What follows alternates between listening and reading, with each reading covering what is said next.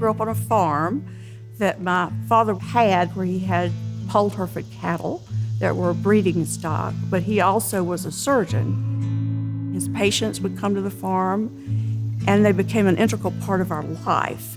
My father would take us with him in the car, but he would make rounds on people out in the country, and we would get out and play in the yard with those people's children or grandchildren, and we'd sit on the porch.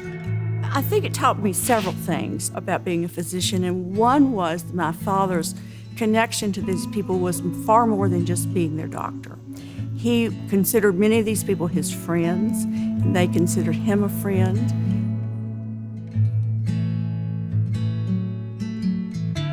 My family does have a history of heart disease. My grandfather died quite young of a heart attack. My father had heart disease, but much later in his life. I realized I had high cholesterol in my late 40s and started taking cholesterol medication, statins, in my 50s, and then ended up with a bypass when I was 57.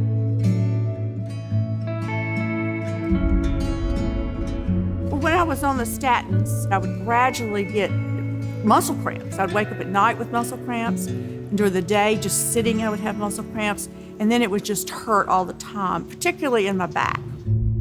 The cardiologist that was the head of the department said, well, you just have to put up with it in order to get the benefit from the statins. And I think that's someone who doesn't really think too much about their patient's experience.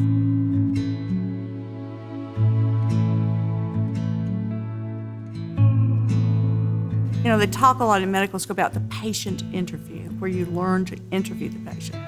Well, I think doctors who are quite skilled end up making that interview so personal that it's a conversation. You have to be able to connect with the patient. I mean, you can know all the stuff in the world, and if you don't listen to what they have to say, it's worthless. And that puts the patient at much higher risk. They'll say, you know, I'm just not going to take it because I'm miserable.